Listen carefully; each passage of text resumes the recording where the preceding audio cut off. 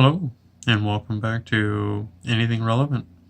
And today I'd like to talk about something that's really made a pretty good impact, a positive impact in my life. It's helped me get through, just day-to-day struggles that I have with myself, meaning realizing that a lot of the struggle that I was having was that I was in my own way.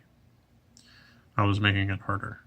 I wasn't interpreting reality around me like everyone else was.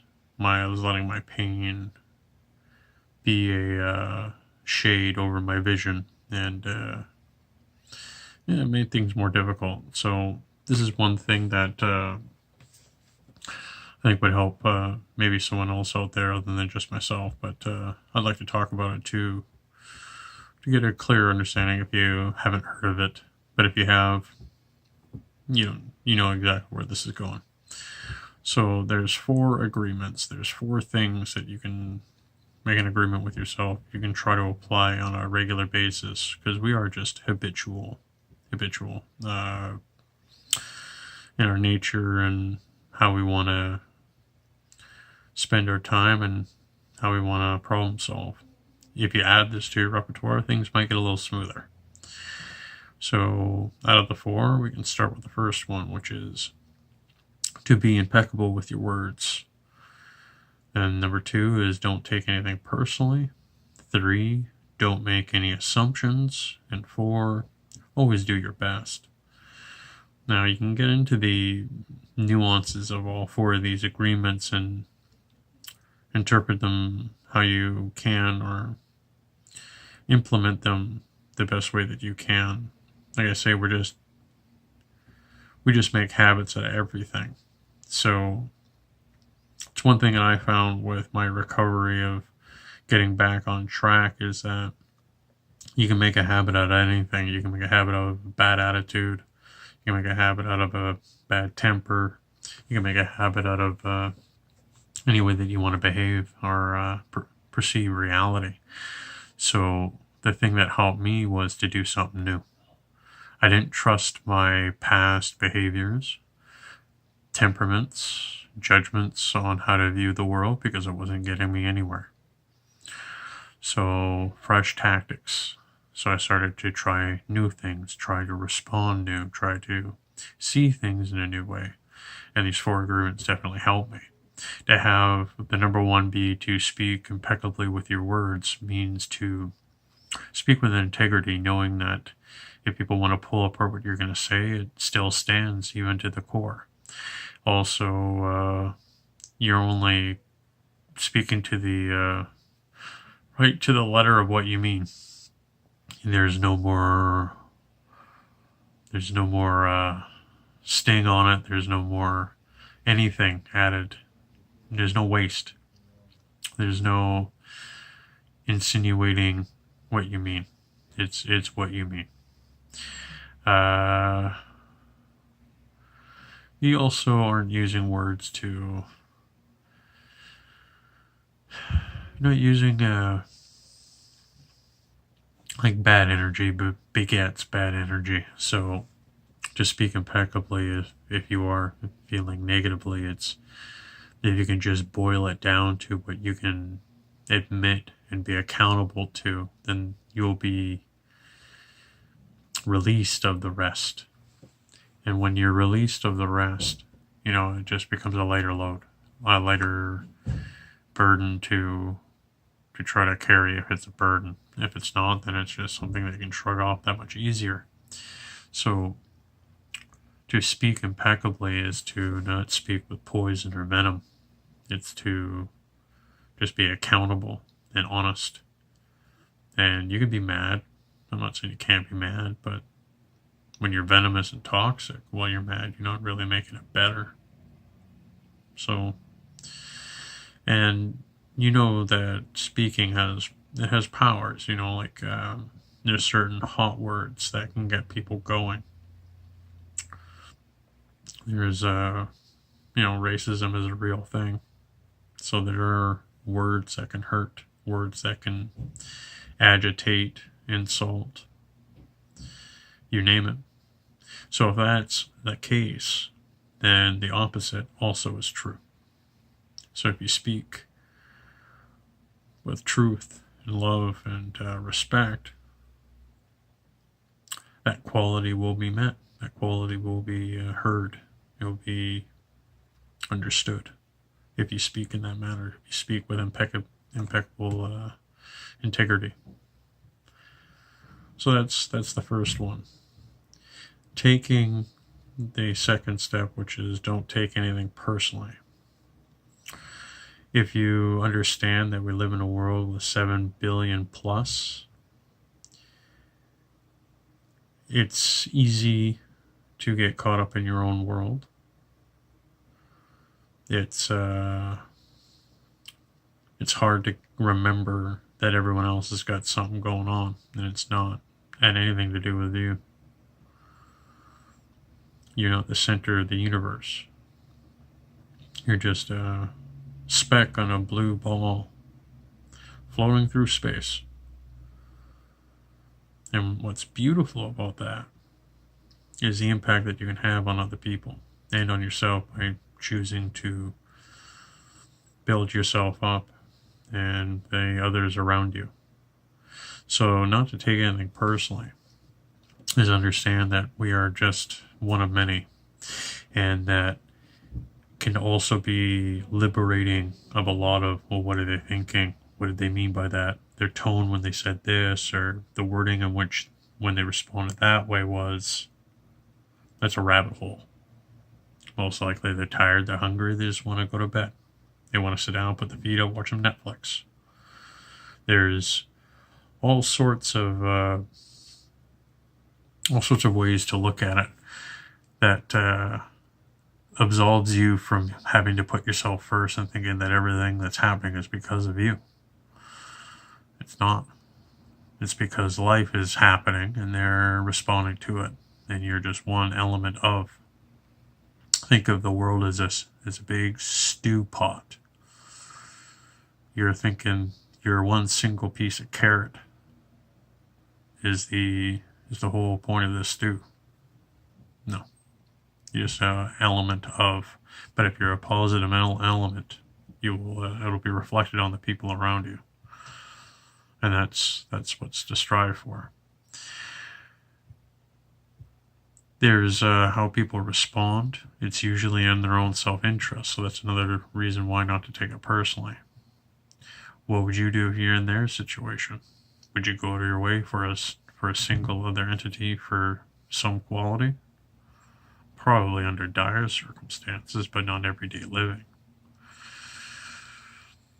When you're free of not worrying about opinions and actions and assumptions of others, you're just completely free of not taking anything personally, because you realize you're just one of many in this beautiful, beautiful planet that we're on. And there's opportunity to make it better. And it's that much easier when you're not taking anything personally.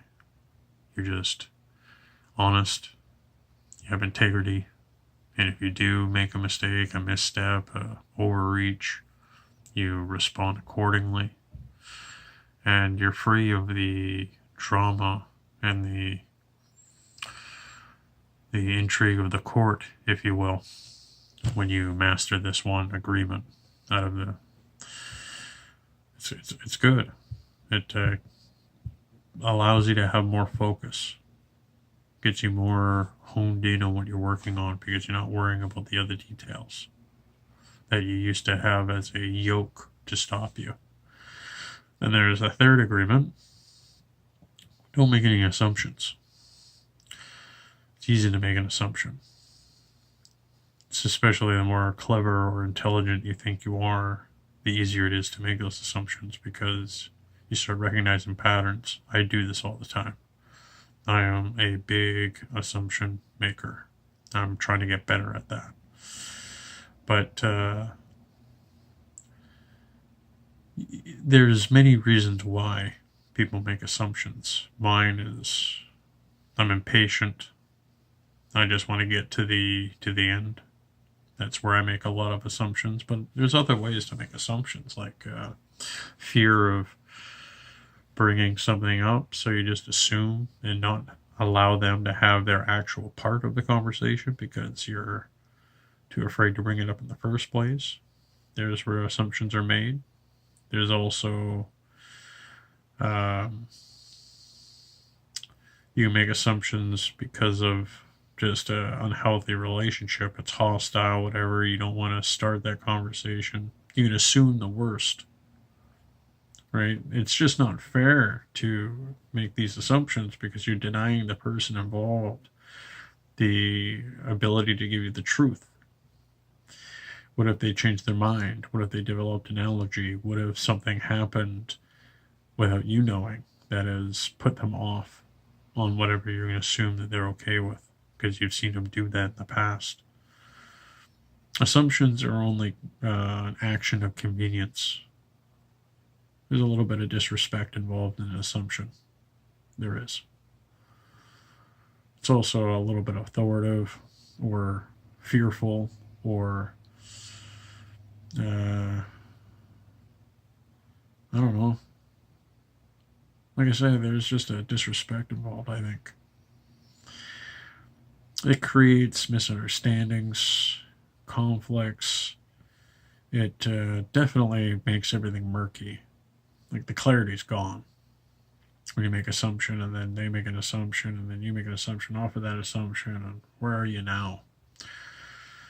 You might as well be doing those like chicken innard readings, seeing how the liver represents what does it mean. You gotta get soothsayers at that point. So assumption's bad. Just with this one, by just always asking, just getting the courage to make it a habit, just to ask, do you mean this? In what manner did you actually mean when you said that? I want to complete the task. I want to work with you. So I was a little gray on this area. Could you enlighten me? Clarity is much more relaxing than assumptions. Because even when you're making an assumption, you're doing the task under this assumption, still not knowing whether you're on track or not. I'd rather have that moment of discomfort to get clarity. You shouldn't run away from discomfort. A little bit of pain will go a long way. It creates growth and character. It's how everything grows. Everything. Then the last assumption. No, that's everything for assumption. Okay, the last one we'll do, always do your best. I think it's pretty straightforward, but there's strength, there's reliability, and there's ease. A lot of stress relieving ease when you just do your best. When you do your best, you know you left it all out there.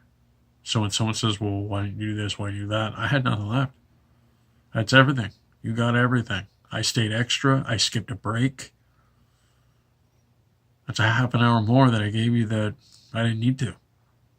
I gave you everything. That's the best about that part, is that you get delivered out of that level of stress when involved your quality of output, when you just put it all in. There's nothing wrong with putting it all in. You put it all in, one or two results are going to happen. You're going to find out the job is unrealistic to the effort that's most likely to come out of a person, and that's in balance with what's being demanded. Or you do that, you always do your best, and all of a sudden the job that you're doing, the work environment that you're in is improving, and your best is being recognized, and it's making it better. So there's that.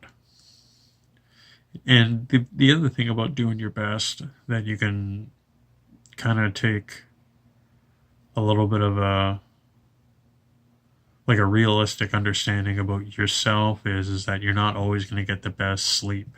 You're not always going to have the best 3 meals throughout the day that's going to be perfect for your body, and you're not going to have ideal, optimum circumstances in life. You're not going to. They happen, but you're not going to always have it.